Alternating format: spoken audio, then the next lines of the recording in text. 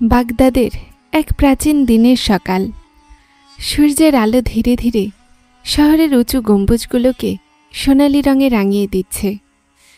বাজারে দোকানিরা পসরা সাজাচ্ছে, কেউ মশলা, কেউ সোনা রূপার অলংকার, কেউ আবার দামি কাপড়ের দোকান খুলছে। এই ব্যস্ত বাজারের এক কোণে বসে আছে একজন বৃদ্ধ ফকির।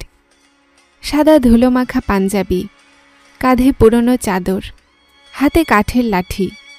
তার নাম আবু সালেহ। শহরের প্রায় সবাই তাকে চেনে, কারণ তিনি কখনো কারো কাছ থেকে টাকা চান না, বরং মানুষ তাকে কিছু দিলে সেটা দারিদ্র্যের মধ্যে বিলিয়ে দেন।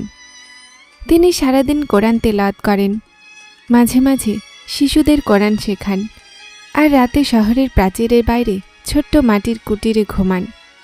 বাজারের অন্য প্রান্তে রয়েছে এক বিশাল অট্টালিকা। এটি ধনী বণিক সাইদ বিন হামিদের বাড়ি। সাইদ বাগদাদের সবচেয়ে নামী বণিকদের একজন। তার কাছে সোনা রূপা, মণিমুক্তা, দামি কাপড় কিছুই কম নয়। কিন্তু তার একটাই কন্যা, জাহরা। জাহরা অপরূপা, শিক্ষিতা এবং দানশীলা। তবে তার চারপাশে বিলাসিতা, চাকচিক্য আর দুনিয়ার মোহে ভরা পরিবেশ। সে সবসময় ভাবে, আমার বিয়ে হবে নিশ্চয়ই কোনো ধনী যুবকের সাথে, যে আমার বাবার মতোই বাণিজ্যে দক্ষ। একদিন সাইদ বিন হামিদ এক অদ্ভুত স্বপ্ন দেখলেন। তিনি দেখলেন তার মেয়ের বিয়ে হচ্ছে এক বৃদ্ধ দরিদ্র মানুষের সাথে। কিন্তু সেই মানুষটি হীরার থেকেও মূল্যবান কিছু ধরে আছেন, আল্লাহর রহমত। ঘুম ভেঙে তিনি অস্থির হয়ে পড়লেন। তিনি শহরের এক বুড়ো আলেমের কাছে গেলেন। আলেম হাসি দিয়ে বললেন, সাইদ, দুনিয়ার ধন সম্পদ তো মরুভূমির বালুর মতো, কিন্তু যে মানুষ আল্লাহ ভীরু সেই আসল সম্পদ। হয়তো আল্লাহ তোমার মেয়ের জন্য এমন কাউকে বেছে রেখেছেন যার কাছে তাকওয়া আছে, যদিও তার কাছে দুনিয়ার কিছু নেই। কিছুদিন পর সাইদ বাজার দিয়ে যাচ্ছিলেন।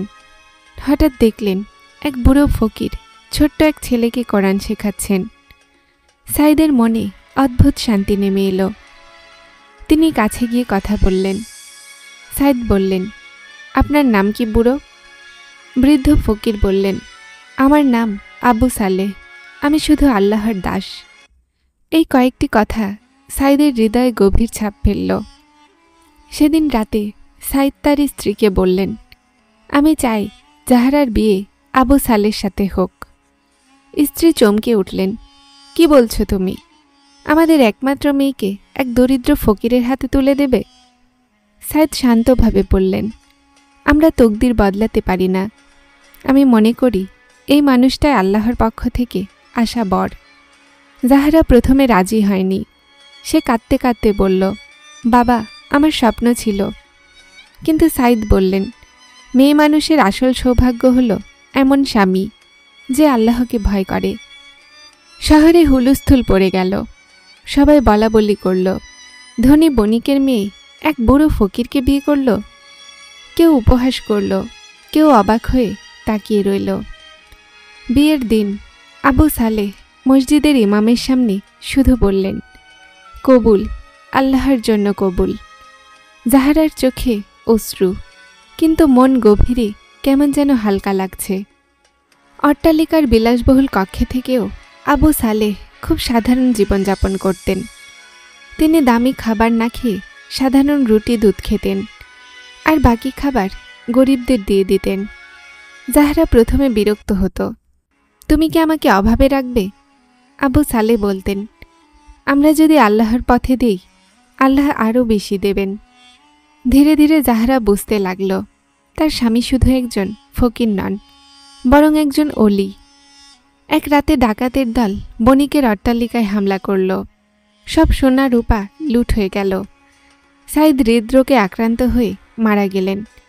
সব সম্পত্তি হারিয়ে জাহরা কাঁদতে লাগল। এখন আমরা কিভাবে বাঁচব? আবু সালেহ শান্তভাবে বললেন, আমাদের রব এখনও বেঁচে আছেন, তাকেই ডাকো। কিছুদিন পর এক দরিদ্র পরিবার এসে কড়া নাড়ল। তারা বলল, আপনি যেদিন আমাদের শেষ খাবার দিয়ে দিয়েছিলেন সেদিন আল্লাহ আমাদের এমন রিজিক দিয়েছেন যে এখন আমরা সচ্ছল। এই সামান্য উপহার গ্রহণ করুন। এভাবে ধীরে ধীরে মানুষ তাদের সাহায্য করতে লাগল। যাহারা বুঝল দুনিয়ার সম্পদ হারালেও তাকওয়া থাকলে রিজিক আসে অপ্রত্যাশিত পথ থেকে। বছর কেটে গেল। জাহরা আর আবু সালেহ একসাথে দারিদ্র্যের মধ্যেও সুখে ছিলেন। তাদের এক পুত্র হল, যাকে তারা হাফিজ বানালেন। আবু সালেহ মৃত্যুশয্যায় বললেন, জাহরা, তুমি দুনিয়ার জন্য আমাকে বিয়ে করনি, আল্লাহর জন্য করেছিলে। এই নিয়তি আমাদের জীবনের বরকত হয়েছে। জাহরার চোখে জল আর মনে কৃতজ্ঞতা। আল্লাহ তাকে এমন স্বামী দিয়েছেন যিনি তাকদীরের প্রকৃত মানে শিখিয়েছেন। এই গল্পটি থেকে আমরা শিক্ষা পাই, দুনিয়ার সম্পদ ক্ষণস্থায়ী, কিন্তু তাকওয়া চিরস্থায়ী।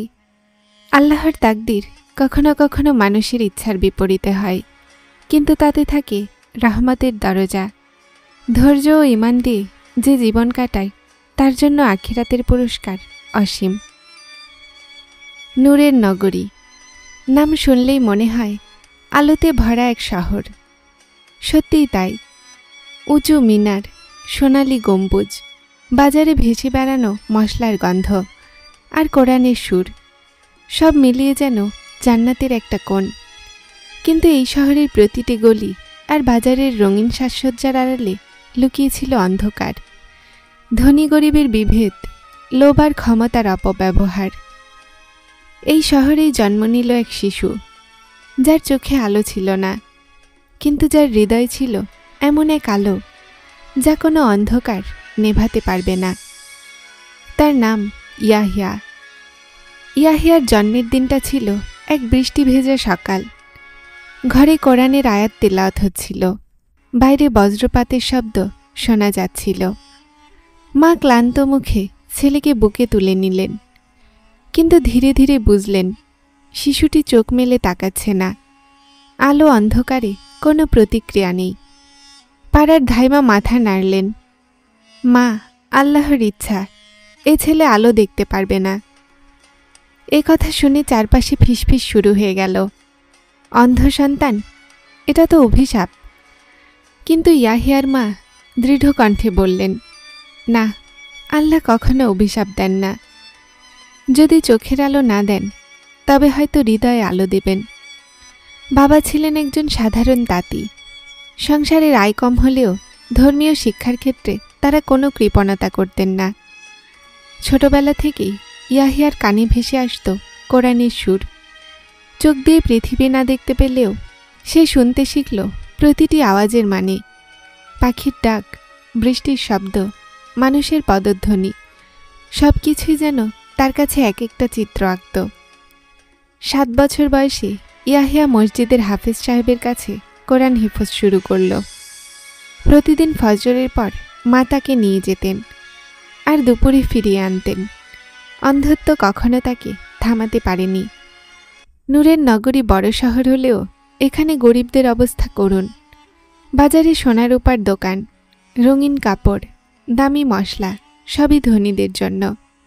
গরিবরা রাস্তার ধারে বসে শুকনো রুটি বিক্রি করে, কেউ বা ভিক্ষা করে।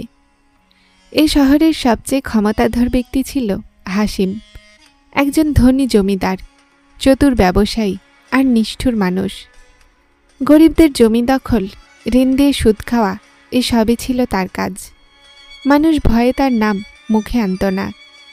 একদিন ইয়াহিয়া বাজারের পাশ দিয়ে যাচ্ছিল, তখন শুনতে পেল এক বৃদ্ধ বলছে, আমার জমি হাসিম নিয়ে নিয়েছে, আমি কিছুই করতে পারলাম না। ইয়াহিয়ার বুক কেঁপে উঠল।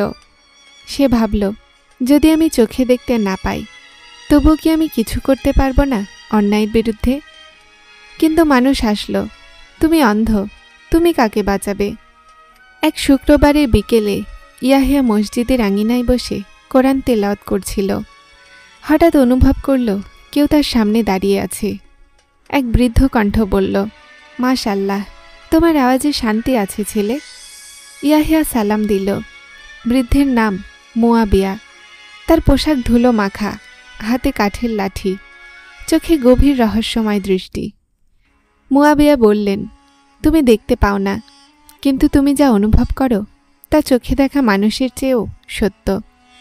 সামনে তোমার বড় পরীক্ষা আসছে, প্রস্তুত থেকো। ইয়াহিয়া অবাক হয়ে জিজ্ঞেস করল, আপনি কি বলতে চাইছেন? বৃদ্ধ শুধু হেসে চলে গেলেন। কয়েকদিন পরে শহরে এক দান অনুষ্ঠান হলো। ধনী ব্যবসায়ের মেয়ে আয়শা নিজ হাতে গরিবদের মাঝে খাবার বিতরণ করছিল।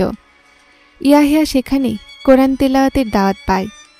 যখন সে তেলাওয়াত শুরু করল, পুরো স্থান নীরব হয়ে গেল। আয়শার চোখে জল এসে গেল। অনুষ্ঠান শেষে সে ইয়াহিয়ার কাছে এসে বলল, আপনার কণ্ঠে এমন কিছু আছে যা হৃদয় ছুঁয়ে যায়। আমি আপনাকে সাহায্য করতে চাই।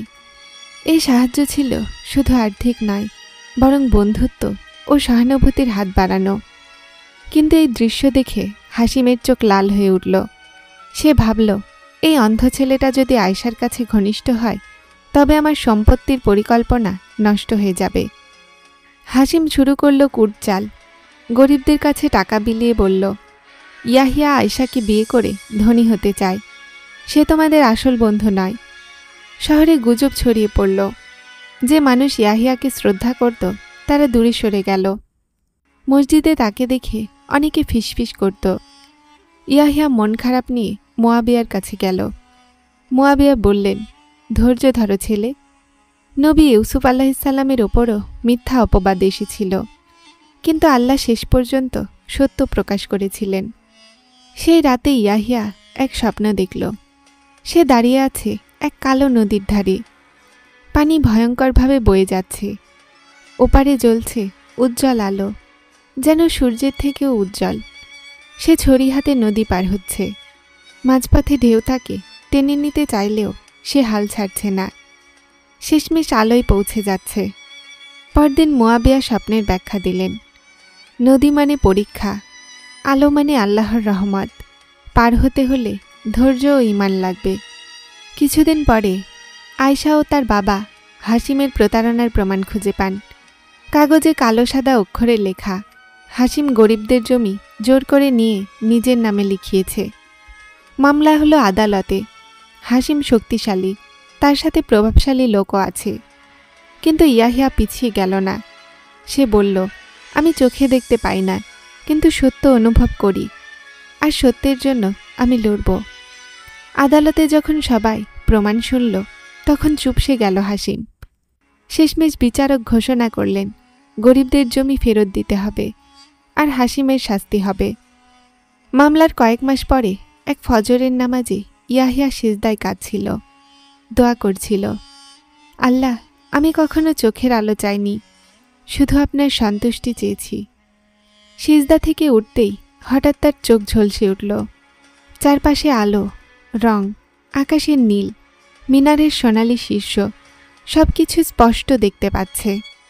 সে বুঝল এটি আল্লাহর এক বড় পরীক্ষা ছিল, আর আজ সেই পরীক্ষা পাশ হয়েছে। ইয়াহিয়া আর আয়শা মিলে শহরের একটি মাদ্রাসা খোলেন। এখানে অন্ধ, গরিব ও ইতিম শিশুদের বিনামূল্যে শিক্ষা দেয়া হয়।